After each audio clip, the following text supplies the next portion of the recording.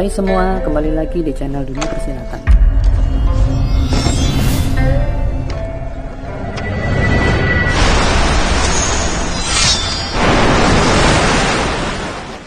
Dikisahkan di part sebelumnya bagaimana pendekar kita yang bernama Wang Xiaoxi mendapat perintah dari gurunya untuk menyerahkan surat rahasia yang dapat menyelamatkan pavilion hujan Jinfeng dari kehancurannya. Setelah ia menunaikan tugasnya, ia malah menerima dampak yang beruntun dari pihak-pihak yang memusuhi pavilion hujan Jinfeng, yaitu sekte Liu Fenban, rival terbesar pavilion hujan Jinfeng, dan pejabat kementerian yang korup. Wang Xiaoxi bahkan ditutup akses segala pekerjaan untuk bertahan hidup. Namun Su Mengzhen, ketua pavilion hujan Jinfeng, berusaha membela dan merangkul Wang Xiaoxi dan sahabatnya Bai Choufei. Untuk melindungi mereka yang telah berjasa kepada pavilion hujan Jinfeng, Xiaoxi dan Bai Choufei diangkat saudara angkat oleh Su Mengzhen. Seketika hidup mereka berubah drastis. Dalam perjalanannya, Wang Xiaoxi berhasil diperalat Fang Yingkan untuk membebaskan penjahat besar bernama Guan Qi dari penjara sekte Liu Fenban. Akibat kesalahan Xiaoxi itu, dunia persilatan menanggung dampak yang besar. Guan Qi membunuh banyak orang, bahkan Guruwo, orang yang paling dihormati dan berjasa bagi hidup Xiaoxi. Pada akhirnya, dengan segenap kemampuannya, Xiaoxi mampu melumpuhkan Guan Qi dan kemudian dibunuh oleh saudara angkatnya, Bai Choufei. Di satu kesempatan, Xiaoxi berkenalan dengan Perdana Menteri Cai. Di aksi berikutnya, Xiaoxi, Bai Choufei, dan Su Mengzhen bersama pavilion hujan Jinfeng membongkar pabrik persenjataan ilegal milik sekte Liu Fenban. Ternyata pabrik itu adalah kerjasama sekte Liu Fenban dengan grup Youqiao yang secara rahasia dikendalikan oleh Perdana Menteri Cai. Hal itu mengakibatkan konflik lebih besar lagi antara sekte Liu Fenban yang ditekan oleh grup Youqiao melawan pavilion hujan Jinfeng hingga menyebabkan ketua umumnya Lei Sun tewas. Kematian Lei Sun berakibat hubungan asmara antara Su Mengzhen dan Lei Chun, putri Lei Sun, yang telah dijalin lama kandas. Selain itu, hubungan Choufei dan Su Mengzhen juga mulai renggang karena ambisi yang begitu besar pada diri Choufei. Aksi pavilion hujan Jinfeng yang membongkar pabrik persenjataan ilegal mereka membuat Perdana Menteri Cai turun tangan. Ia membuat rencana mengadu domba Xiaoxi dengan bangsawan Zhuge, rival beratnya di ibu kota. Diaturlah pertemuan dan rekayasa sang Perdana Menteri untuk menghasut Xiaoxi. Namun Xiaoxi malah menemukan kebenaran bahwa orang kuat di balik grup Youqiao adalah Perdana Menteri Cai. Xiaoxi berencana membunuh sang Perdana Menteri untuk membongkar mata-mata grup Youqiao di pavilion hujan Jinfeng dan menjauhkan Wenro dari akibat aksinya nanti yang membuat berbagai ulah yang menyakitkan hati Wenro. Akhirnya Su Mengzhen memanggil Xiaoxi. Ia khawatir ada seseorang yang memaksa Xiaoxi hingga ia salah jalan. Di kesempatan itu, Xiaoxi menjelaskan semua rencananya lewat surat yang sudah ia siapkan karena mata-mata grup Youqiao di pavilion hujan Jinfeng selalu memantaunya. Setelah menyerahkan surat, Xiaoxi pamit. Xiaoxi kabur dari kuil Qinglong, tempat tinggal bangsawan Zhuge, dengan membawa penggalan kepala seseorang. Pengawal sang bangsawan juga mengejar Xiaoxi, namun dihadang oleh pasukan pavilion hujan Jinfeng. Xiaoxi terus melaju menuju kediaman Perdana Menteri Cai. Namun di sana ia hanya disambut Menteri Hu. Maksud hati membunuh sang Perdana Menteri, namun Xiaoxi malah dikeroyok karena membohongi mereka. Penggalan kepala yang ia bawa ternyata bukanlah bangsawan Zhuge, tapi mata-mata grup Youqiao di kuil Qinglong. Di kesempatan itu, Xiaoxi akhirnya tahu bahwa sang pembunuh ibunya adalah ketua Yuanxi, si 13 jurus. Kalah level ilmu, Xiaoxi terluka saat bertarung dengannya.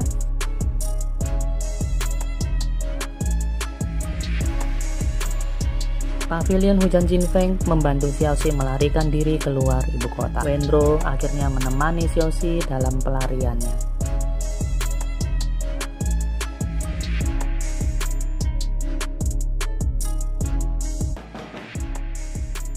Bagaimana lengkap keseruan tayangannya? Ada di bagian atas kanan ini ya kawan. Sedangkan untuk yang ingin mengikuti dari awal ceritanya, ada di link part 1 di atas ini ya. Untuk link lengkapnya ada di kolom deskripsi. Terima kasih. Oh iya, tapi sebelumnya Mimin minta dukungan subscribe dan like-nya ya kawan. Tenang aja, subscribe itu kan gratis. Mimin doakan deh semoga kawan-kawan senantiasa diberi kesehatan dan kelancaran rezeki dari Tuhan Yang Maha Esa. Amin, amin. 说，你们是不是同党？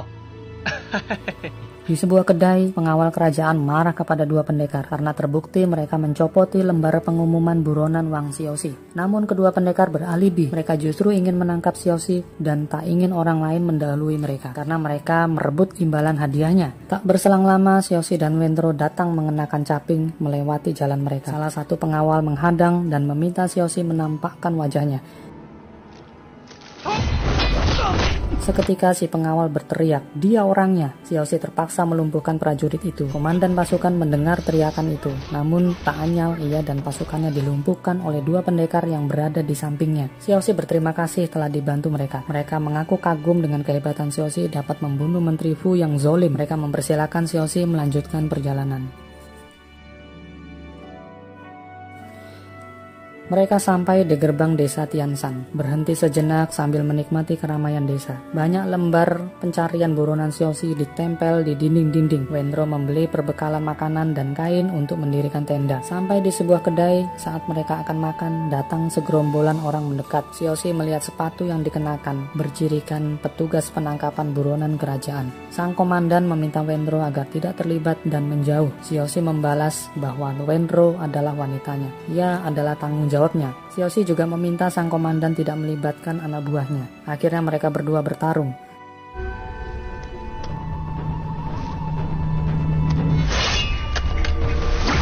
Dalam gerakan dua jurus saja, sang komandan sudah terluka. Ia lalu berkata, ia menghormati Xiaoxi karena telah membunuh Menteri Fu.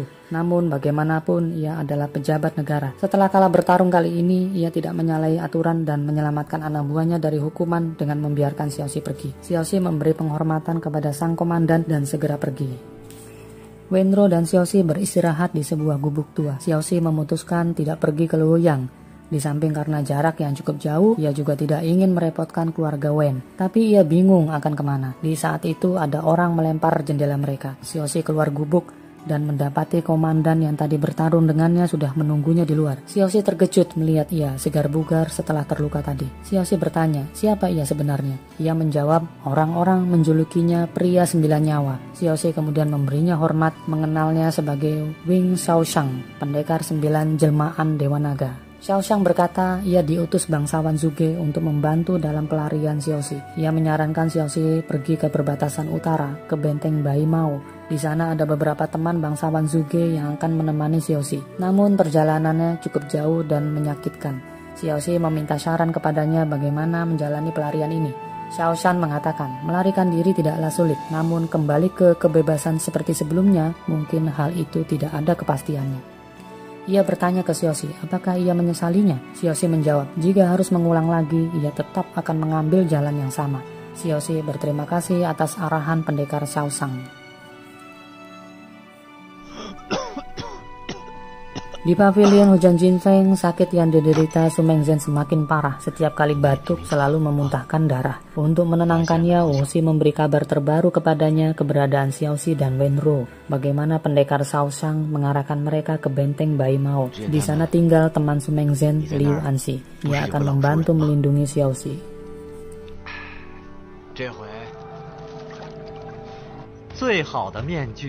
Di penjara, Chou Fei disiksa sedemikian rupa oleh dua pengawal pribadi Menteri Fu. Perdana Menteri mencoba mempengaruhinya agar mau menjadi anak buahnya. Chou Fei menolak secara. Perdana Menteri memberinya obat perusak hati. Setiap hari, setiap kali Chou Fei diminumkan obat itu, berhalusinasi hal-hal yang paling ia takuti. Perdana Menteri ingin membentuk ia menjadi manusia tanpa perasaan.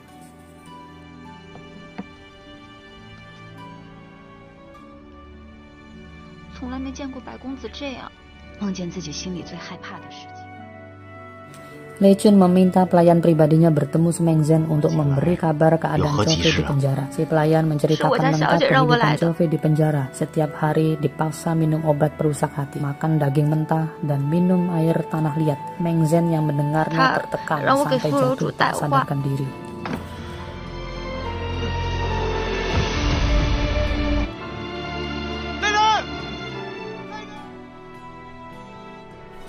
Mengzhen meminta untuk bertemu dengan Lei Chun. Ia memohon agar dapat membantunya membebaskan Chou Fei dari penjara. Lei Chun berkata, apa yang bisa Meng Zhen berikan jika ia membantunya? Meng Zhen siap memberikan pavilion hujan Jin Feng kepadanya. Lei Chun tertawa, ia tidak membutuhkan itu semua. Ia mempermasalahkan, ketika membunuh ayahnya, Meng Zhen bahkan tidak meminta maaf. Ia malah ingin mengembalikan hutang nyawa dulu saat kecil. Pernah diselamatkan Meng Zhen yang membuatnya terikat sekian lama, dibayar dengan darahnya.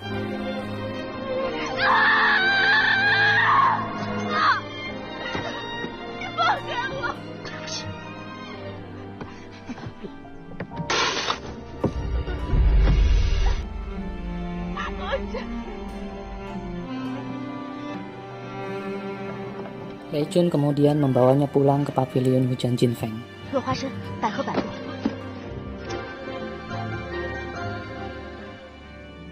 Di Beijing mendatangi Lei Chun yang sedang mabuk di aula sekte Liu Fenban. Mereka bercakap panjang lebar mengenai kehidupan. Di Beijing yang sangat menyayangi Lei Chun berjanji padanya untuk selalu melindungi dan siap membunuh siapapun untuknya. Lei Chun yang setengah mabuk mengatakan bahwa kakaknya itu tidak bisa selalu melindunginya. Ia berkata ada saat di sudut jalan ia dipaksa seseorang tanpa ada seorang pun yang menolongnya. Bahkan kakaknya itu. Di Beijing kaget mendengar ucapannya itu. Di Beijing teringat saat ia bertanya kepada Xiaoxi tentang kejadian Lei Chun dan Wenro diserang seseorang bertopeng. Sepertinya Di Beijing sudah mengenal siapa pria bertopeng yang telah menodai Lei Chun. Di Beijing bertekad untuk membunuhnya.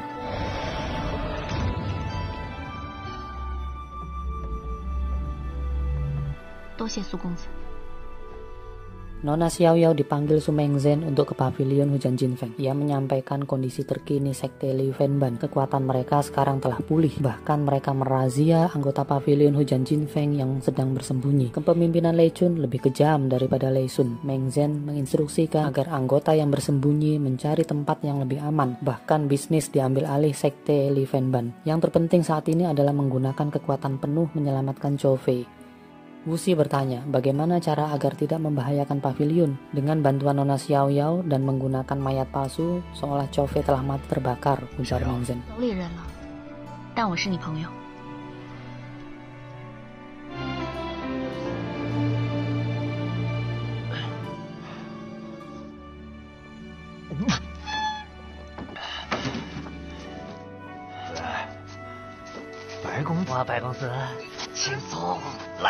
Sementara di penjara, Bai Chou Fei terus berhalusinasi karena diberikan pil obat perusak hati setiap hari. Ia berhalusinasi tentang kematian Xiaoxi, kehilangan Lei Chun karena direbut kakaknya Su Meng Zhen, sampai menua dalam penjara dan menjadi pecundang.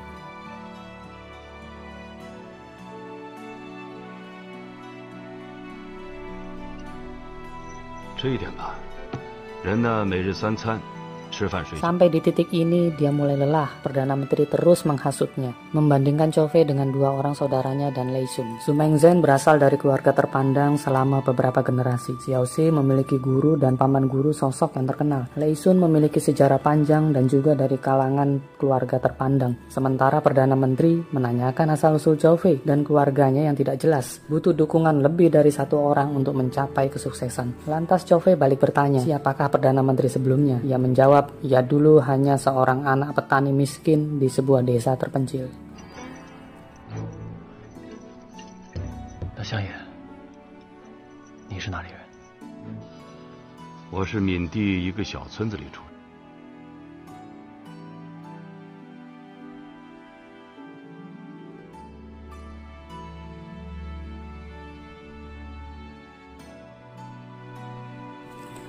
Xiaoxi memberinya getah karet. Saat Wenro kelak dalam bahaya binatang buas, jika getah itu dilempar ke api, akan menimbulkan kobaran api besar dan bisa menyelamatkannya. Saat Wenro tertidur, Xiaoxi berjaga. Iseng-iseng ia menuliskan kata mutiara di sebuah batang pohon. Seketika ia mendengar suara langkah kuda mendekat ke arah mereka. Dengan cepat ia membangunkan Wenro dan pergi ke tempat lain. Pasukan yang mendatangi mereka adalah Ying Kan dan pengawalnya. Mereka terus mengejar Xiaoxi.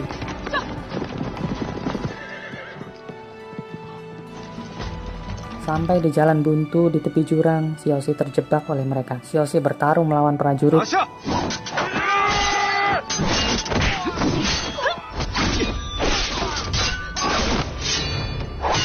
Namun sayang, Wenro berhasil ditawan. Ganti Fang Yingkan yang maju melawan Xiaoxi. Ia membuka bungkus pedangnya, sebuah pedang darah yang sangat terkenal, warisan dari pendekar terhebat Fang Geyin. 对上你的挽留，到底谁更胜一筹？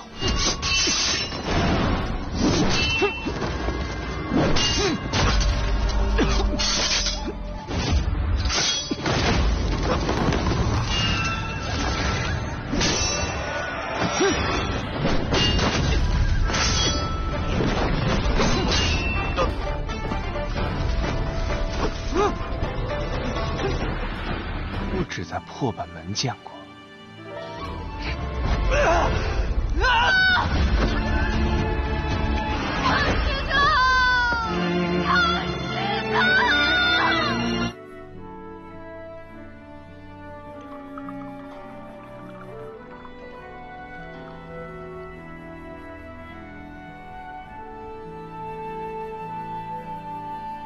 真难得你对我有这样的 Lei Chun bertanya kebenaran terbunuhnya Xiaoxi di tangan Yingkan kepada ayah angkatnya, Perdana Menteri Cai, dan mengapa Xiaoxi yang berilmu bela diri tinggi bisa kalah dengan Yingkan yang belum jelas kemampuannya. Perdana Menteri menjawab bahwa Yingkan itu serigala berbulu domba, pintar menyimpan kemampuannya, berpura-pura lemah. Sebenarnya jika bertarung dengan Su Mengzhen sekalipun, ia belum tentu kalah.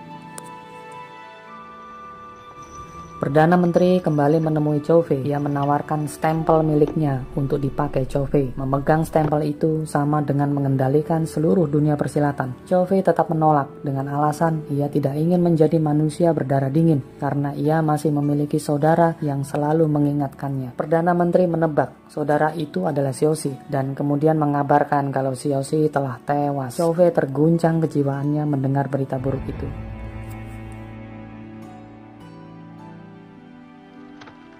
大人派人送来的刑部大牢布防，死在骚乱之中。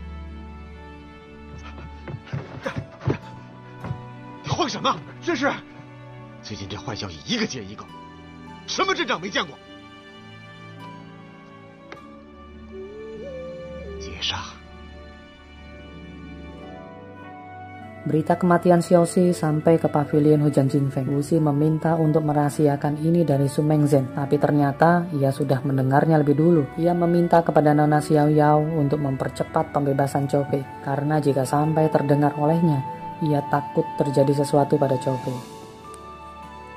Di satu kesempatan saat semua prajurit tertidur, Wenro berhasil melepaskan ikatannya. Ia berlari menjauh tetapi tiba-tiba dihadang oleh Yingkan. Yingkan menyarankan agar Wenro berperilaku baik dan bersedia menjadi istrinya. Wenro kesal dan menantang Yingkan. Sambil tertawa, Yingkan meladeni Wenro. Sejurus, dua jurus, Wenro sudah terluka. Saat itu teringat penjelasan Xiaoxi mengenai getah karet yang diberikannya. Ia lempar getah karet itu ke bara api di dekatnya.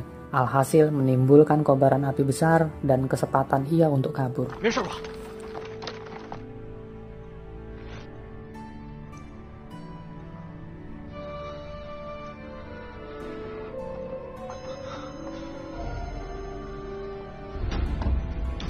Xiaoxi mulai siuman. Ia melihat sekeliling hanya dinding jurang yang sangat tinggi. Ia mencoba memanjatnya namun terjatuh lagi.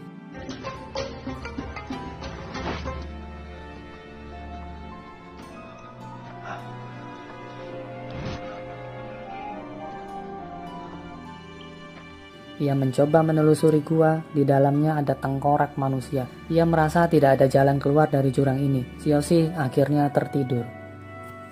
古时代，人们第一次从身系，便是最古老的刀剑。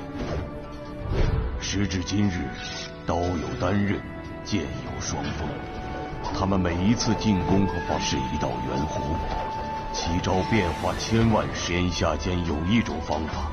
能破一切刀剑的防守，关键在于刀非刀，剑。Di dalam tidurnya, ia melihat dirinya saat masih kecil, melihat seorang memainkan ilmu pedang yang sangat dahsyat. Permainan pedangnya sampai membuat goresan tajam di lantai. Dalam mimpinya, ia seperti diajarkan ilmu pedang itu.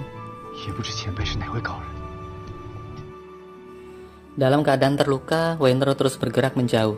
这样就不会迷失方向了。 这边，那边看看，这儿，我知道你受伤了，你快点，你一个人荒郊野外受了伤，你快出来跟我回去。我求求你出来好吗？看脚下，就是观察脚印。 Sampailah ia di pinggir sungai tempat ia mendirikan tenda bersama Xiaoxi. Ia mengambil perbekalan dan tertinggal di sana. Tak sengaja ia membaca coretan kata yang dibuat Xiaoxi di pohon. Tulisan tidak menyerah dan tidak meninggalkan.